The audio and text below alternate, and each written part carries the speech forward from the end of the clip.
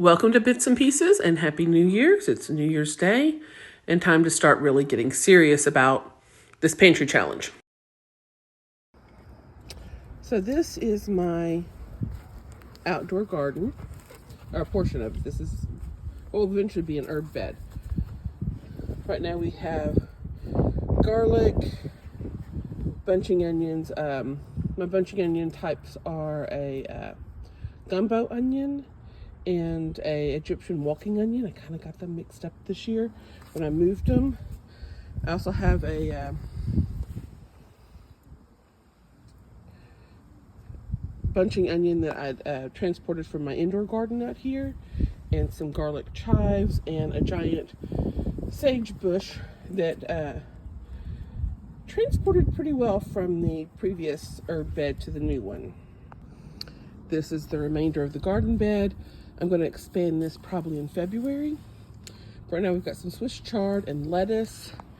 Some garlic ended up over here because I'd found it in my previous garden as I was dismantling it and realized I had missed harvesting it, so it got put into whatever plots I could find.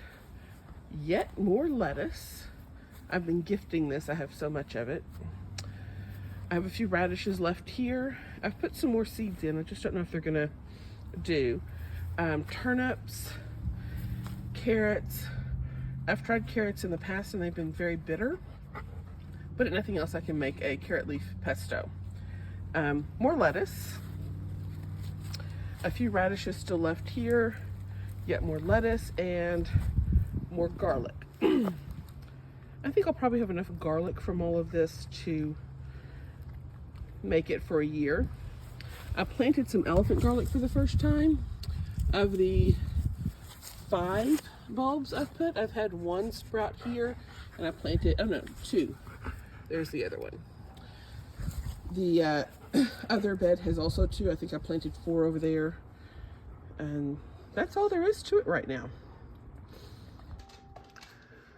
This is the indoor garden. It needs a little cleaning up, but I've got a few herbs, kohlrabi, other leafy greens, and some lettuce in here, as well as, oh look, more bunching onions. And this is the fresh fruit I have sitting out on the counter, just some apples and oranges in bowls. So you have an idea of how much stuff I have to work with for this pantry challenge. This is my main pantry area. This shelf is mostly herbs and teas, a few canned things. I need to organize it. This is potatoes. I've got a few in there.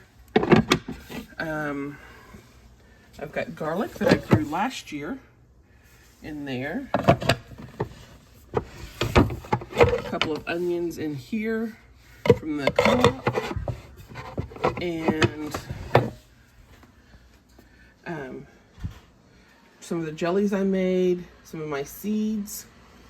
Got some mixes back here that I had gotten on clearance, and I think some roux. And then there's what's left of this case of sweet potatoes I bought back in November before Thanksgiving from the co-op. So this is my extended pantry space. I've got appliance pieces and more food. We still have a lot of Christmas cookies. I also have a couple of cookie jars filled with candies.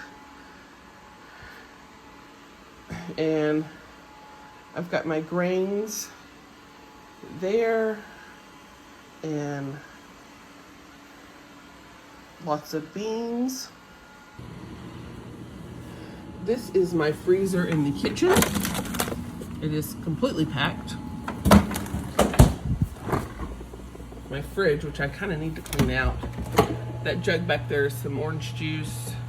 I've got oat milk. I have 3 more of these sitting on the pantry. Plenty of coffee. Some fruits and vegetables, and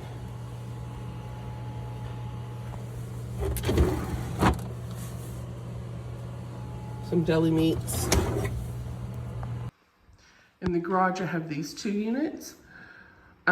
The one on the left is a freezer The one on the right is a refrigerator currently, but can be converted to a freezer with a simple knob.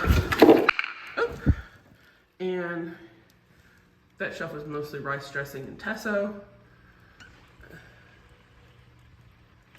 And see, there's just a ton of food to the point that it's falling out when I open my freezer. I've tried to have an inventory, but I don't think that's complete. And then my outdoor fridge. I don't drink a lot of sodas, but my wife does. Matter of fact, out in the garage, she has more over here. And you see my old Instapot that broke, that she got on sale before the end of last month. Breakfast was some of my homemade jelly that I made during the summer, and my bagels I made yesterday, and a cup of coffee in my favorite coffee mug. And lunch is a variation of a traditional New Year's Day with black-eyed peas, but this time it's going to be a jambalaya that I made from a mix. I got the jambalaya mix in Natchitoches last year on a trip, and the andouille was purchased when we went to Louisiana this last time for Christmas. I cooked the black-eyed peas yesterday in my Instapot, and it's all going to go back in there on the rice setting, but I'm only going to use 2 cups of the black-eyed peas. And I decided to use one of those cornbread mixes to make a couple of cornbread muffins, and I used the butter wrappers to grease the pan.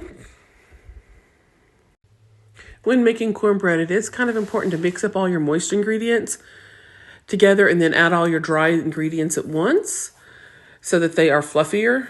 You want to mix it until it's just moist. And of course, the other traditional New Year's Day dish is sauteed greens. Here I did a mix of pretty much everything I had in the garden. Kohlrabi, turnip, radish greens, a little bit of Swiss chard, and some onion tops and garlic chives. I separated the turnip greens and the Swiss chard from their stems. The stems of the turnip greens are going in the compost, and I'm sauteing the Swiss chard stems with the rest of the greens. And I'm just going to say I love this pan for sauteing greens. It was a wedding gift. Thank you, Lily, for that.